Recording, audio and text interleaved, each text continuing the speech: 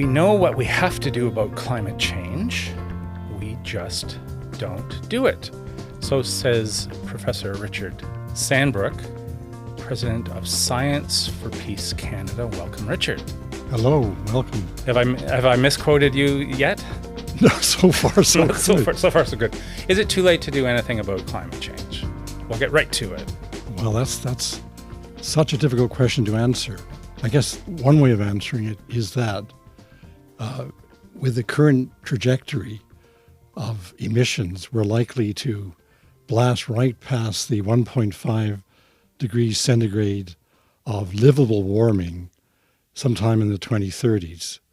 And according to the Intergovernmental Panel on Climate Change, which is a UN body of climate scientists, what happens then when we get closer to 2 degrees centigrade of warming over the pre-industrial level is highly unpredictable but very dire.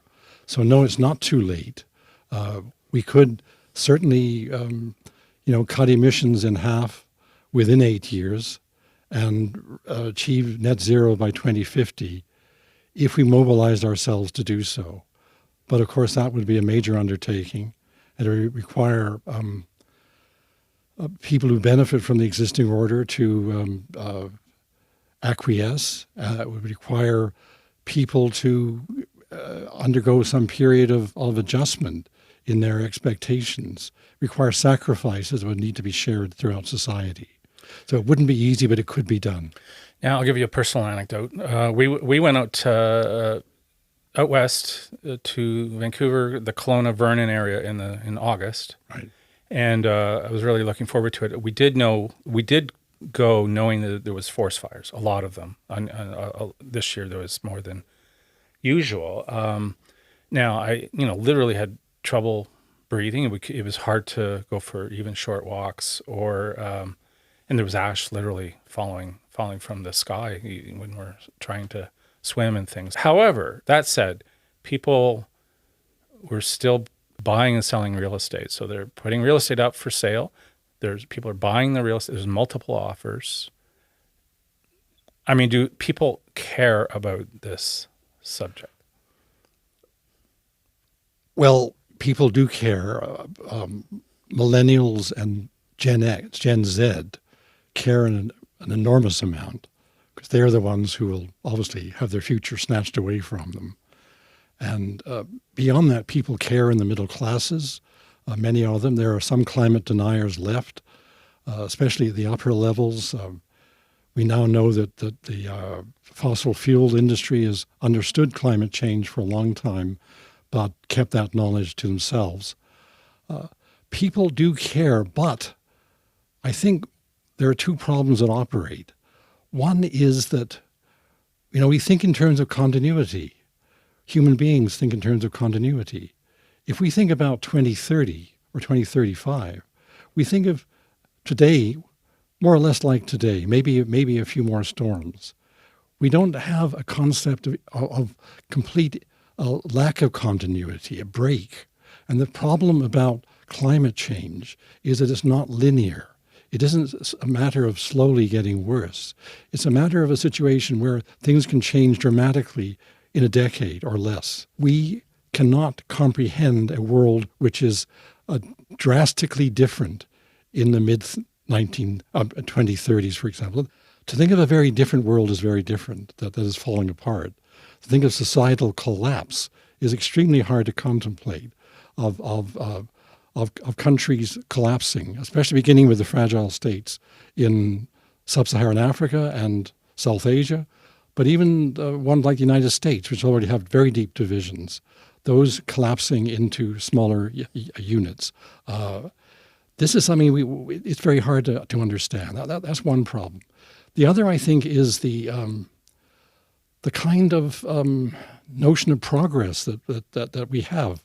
Now, we being now a global population, no longer an American dream, now a Chinese dream, according to their president, and a dream of middle-class people, or the desire to be middle-class throughout the world.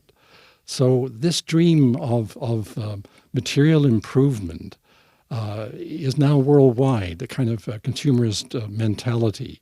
a view of the world as being made up of commodities, a natural understanding of other people being commodities, yourself being a commodity to sell yourself, nature being a bundle of commodities. That cultural problem is also there. So people do care, yes, they do, but they don't. They think in terms of continuity. Things may be worse in 15 years, but be more or less like today in their thinking. And second of all, yes, they're concerned, but how much are they willing to see their way of life threatened? Because there will be changes in the way of life. We have to change a lot of things if we're going to survive as a species. Science for Peace. We'll talk about that for a sec. Through the years, it's focused on different things. Obviously, when it's got a name like Science for Peace, it was in the early days. It was more focused on nuclear disarmament and the peace movement and that sort of thing. Is why and now it's more focused on climate change and that sort of thing. Why the change over the and focus over the years? Yes, it began in 1981, Science for Peace, and the focus was wholly on nuclear disarmament and militarism in general, more generally. And it was very effective for a long period of time, especially during the time of Pierre Elliott Trudeau, who really regarded himself as an intellectual and was pleased to call upon the expertise of Science for Peace and other organizations in what he developed finally as his final campaign for nuclear disarmament before he retired as Prime Minister. That was the early period.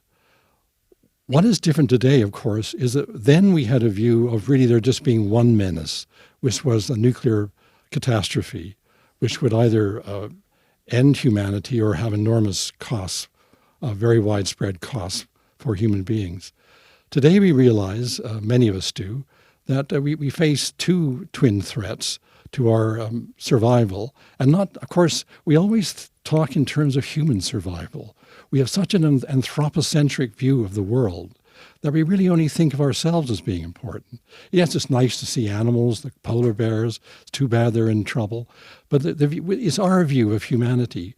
And we need to have a much broader view of the species of the world. They have as much right to exist as we do, and human beings. But in any event, so we see today that there are the twin dangers of global warming past a certain point, leading to societal collapse, and that within the lifetimes of those who are 40 years old today, let's say. And we see the nuclear threat, which is now, the trouble with the nuclear threat is that people don't see it as a threat anymore. I mean, they did back in the 1980s and 1950s, the Cold War period, when the Russians were increasing their armaments and the Chinese, and there was the nuclear arms race at that point. Then there was the end of the Cold War, and the nuclear weapons are still there in large numbers, and even in more hands than ever before, owing to proliferation. But many people don't regard it any longer as a problem.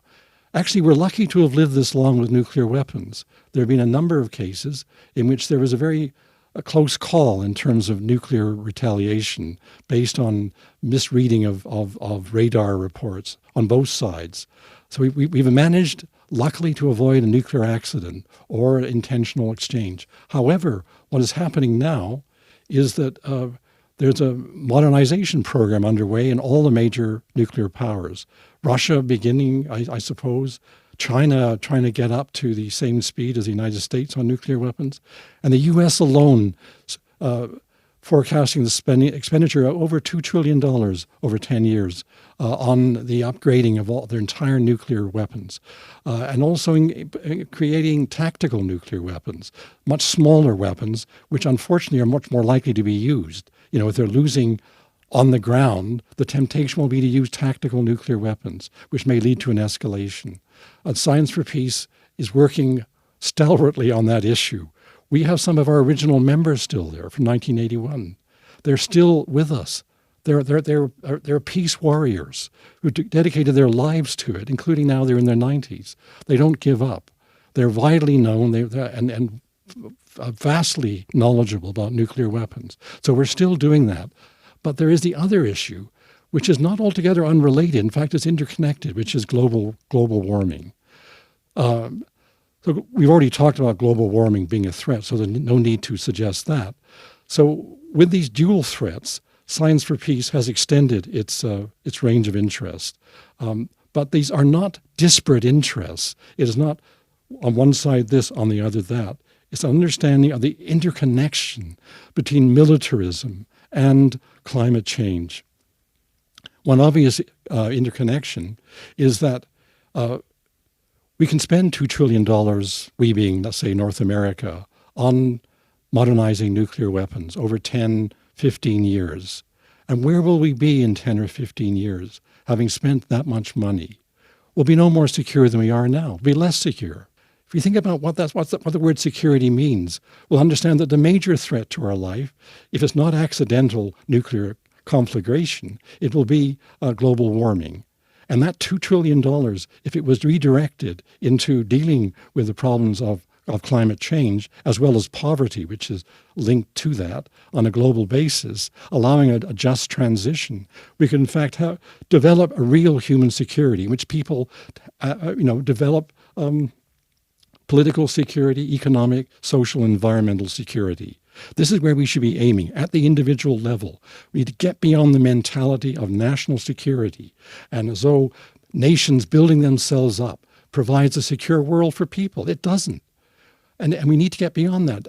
It's a difficult mindset to break through. So in Science for Peace, in a way, we're trying to break through two mindsets, one on the nuclear side with security, the other on the global warming side with a view of continuity and kind of a complacency that we can't do anything about it or things will work out all right. We're trying to deal with those kinds of mindsets and understand the interconnections between militarization or demilitarization and decarbonization.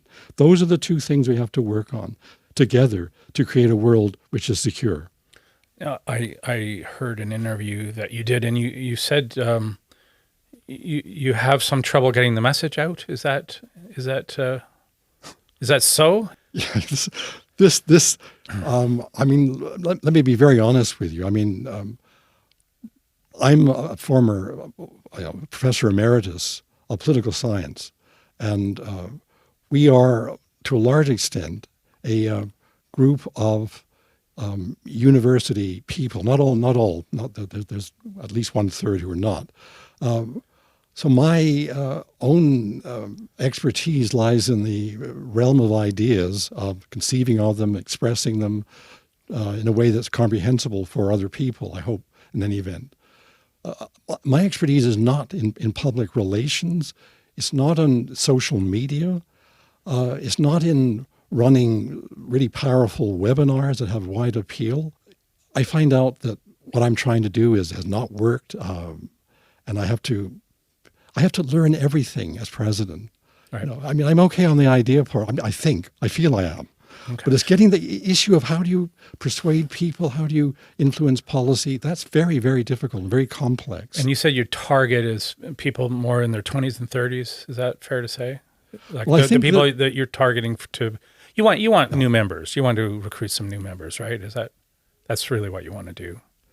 The first thing you want to do is to cement our existing community and extend it. When I say our existing community, I mean now we have two interlocking communities on nuclear weapons, militarization, and on the other side on climate change. Those two groups have become closer together over time, seeing the interconnections between these two. So those are people in our webinars who are often very astute. They know a lot about the issues, but they have still, it's still things they don't know because things are moving very fast. We can provide concise updates on what's going on, the latest thinking on various aspects of these problems. And we can, if we're lucky, if we do it right, we can make it interesting so develop a sense of community among what are really mainly activists on a Canada-wide and North American-wide basis. We also aspire through webinars and through bringing in young interns to be able to speak to our natural constituency among the millennials and the Gen Z people, because they are the ones who are very concerned, are most concerned about climate change, but they aren't concerned as far as I can, I say it's a gross generalization, really about nuclear weapons. Right. University students, I mean, we are developing a group which is for a meeting which is called Students Against Nuclear Weapons. And that doesn't seem like an issue for many And university that wasn't students. well attended when you. No, we're developing. We're trying to get students. We're trying to get students throughout Canada, French as well as English, but with limited resources and without being experts in this field of bringing people together. It's a difficult thing to do. It's a very important project to bring home to university students that we are faced with the danger of a nuclear catastrophe. So I'll quote you back to yourself again. You said that part of the goal for Science for Peace is to interpret some of what you're talking about, like arcane academic articles or discussions in a popular way. So you want to create digestible content. I mean, if you showed up in an agency and said this to someone like me, I would immediately go, have you ever heard of Instagram or TikTok and that sort of thing? And you could definitely get some motivated 19 and 20 and 21-year-olds, I think, to go out to a rally or a lecture or a guest speaker, and they don't need to create big documentaries. They can produce several 1-minute videos, right? Just at a live event. And you're telling the story of that event, the beginning, the middle, and the end, but also maybe get an interview with a guest speaker such as yourself or whatever. And it's just, and then they send it out. That's what almost everyone would tell you. But what I also think too is the 20 and 30-year-olds aren't the people in power, the 40 and 50-year-olds. So do we have time to wait until these 20 and 30-year-olds that you say are interested and engaged? Do we have time to wait until they become the 40 and 50-year-old people in power? No, definitely not. Because if you look at the 10 years leading up to the pandemic in 2020, when it started, those were the increasing periods of protest throughout the world, not just in North America with Black Lives Matter, for example, a major example, with all the development of climate action since 2018, with Fridays for Future is at the forefront of that, and of racial justice groups in general in North America and in Europe. But throughout the world, against authoritarian regimes, there is a steady increase in the whole range of protests involving largely young people, by millennials under 35 years of age. And that is the hope for the future. The power structure is very, very powerful. I mean, it's in a financial era with great inequality, especially in the United States and China. Let's not forget China is a highly inegalitarian society now as well, and Russia, of course, as well. So in highly inegalitarian societies, a small minority have a great deal of political power. That is the reality. And they may be climate deniers, but at the same time, they may be liberal, socially liberal. But the power structure is strong, and it's very hard to disrupt. The only way that can be disrupted is really by below, through mobilization on a very widespread basis, through demonstrations and protests. I might also add one important thing that's often not mentioned, and I'm not mentioning this fact in order to promote the idea. I'm mentioning it as a fact or as a trend, and that is the development of underground environmental groups. The next stage, especially with the partial failure of COP26, is a spreading of a view that peaceful protest doesn't really make difference. Reformism doesn't really move it. We're going to have societal collapse, and with widespread deaths, and therefore a more underground, sabotage-oriented approach is warranted. So you need boots on the ground. I mean, you really need you need a grassroots operation, as you say, but you need new people now, right? Yeah, they're already there. They're in many different movements. There's the racial justice movement, the climate justice movement. There's the indigenous peoples movements. There's feminist movements. There's left-wing organizations. There are human rights organizations. The thing to do is that to get them out of their silos. each tends to be a one-issue silo, And the more you can get people from these various groups to recognize the commonality of interests they can serve in the longer term, the more united is the voice on a national but also on a global basis. The thing to do is how to get people to understand the commonality of interests they have in creating a just and sustainable society. I know it sounds very tried and very idealistic, but if you don't have justice and sustainability, if you don't have one, you don't have the other. You're not going to have sustainability without justice or justice without sustainability. So it does work together as a platform. So basically, what I hope will happen is a nonviolent,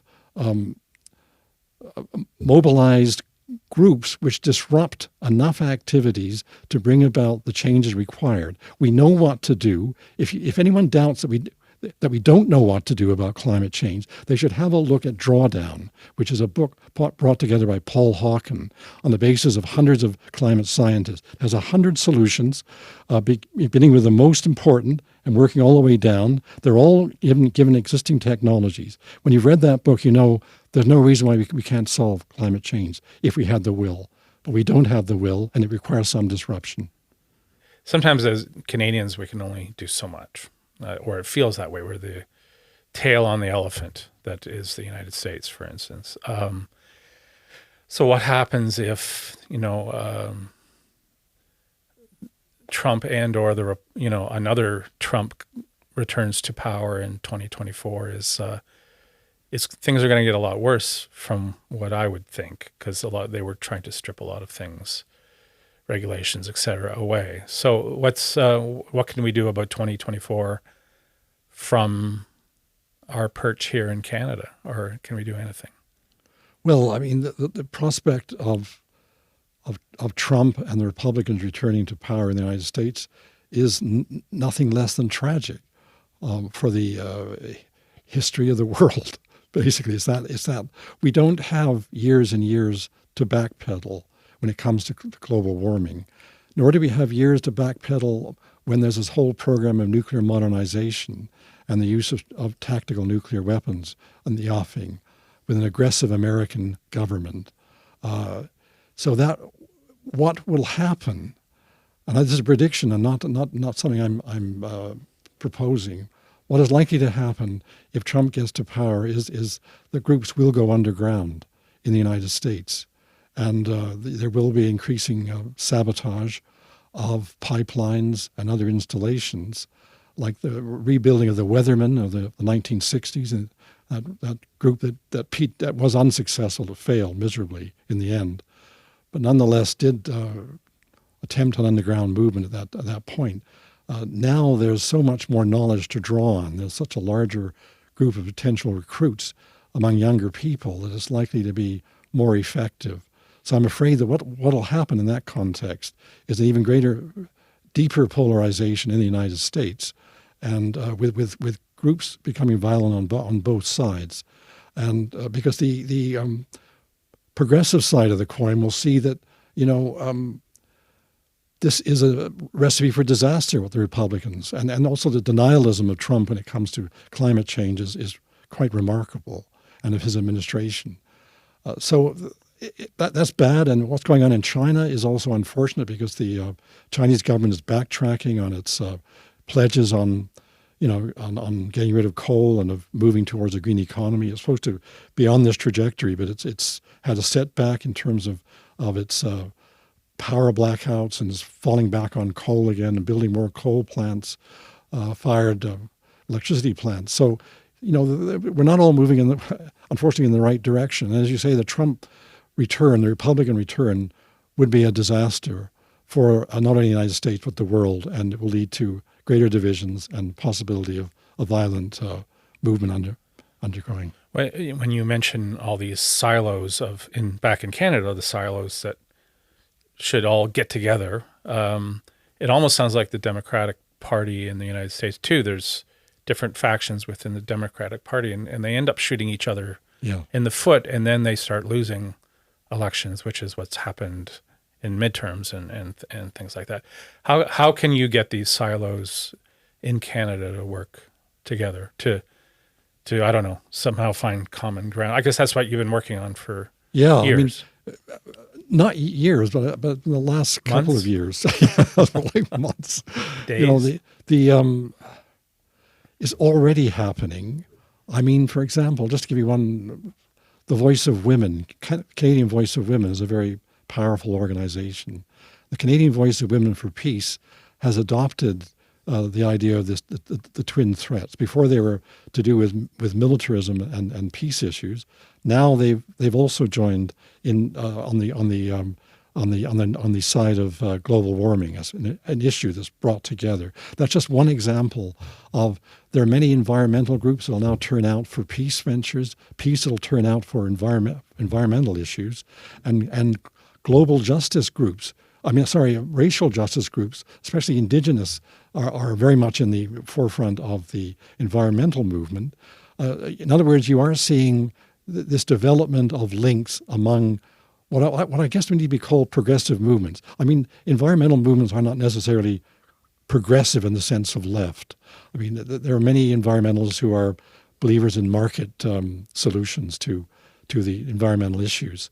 But so they're not just, I'm not suggesting, if I use the word progressive, it's a very wide group going from left liberal to socialist, but there is in that very wide group an increasing commonality. It's not something we're trying to create, it's already ongoing.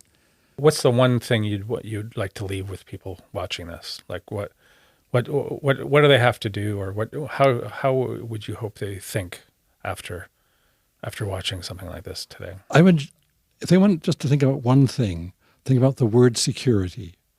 What is security?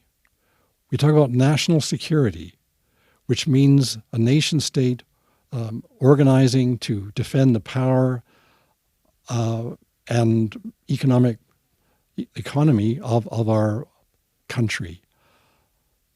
That notion of national security is leading to our eventual demise and societal collapse because of either a nuclear catastrophe or the societal collapse from global warming. We need to think of security. What does it mean for you to be secure in 10 or 15 years? It's an individual thing. We have to focus on the individual, not the nation state. It is not national security. It is a kind of human security we're talking about. We want to develop a world of human security where nation states are dedicated to the notion of individuals and what is the human rights that people need to avoid violence, that kind of security. This is what I think we need to really focus on as one major thought. If someone watching this really wants to get involved, where do they go? What do they do? Do you have a website? Or yeah, they would go to our website, scienceforpeace.ca, and then there's a membership button and you fill in an application, send it to it has it's sfp at physics.utoronto.ca. That's our address. So we still have a University of Toronto email, and we have an office in the University of Toronto at University College. But we're trying to be a nationwide organization again. Well, Richard, Professor Sandbrook, thank you for stopping by. Well, thank you very much for this opportunity.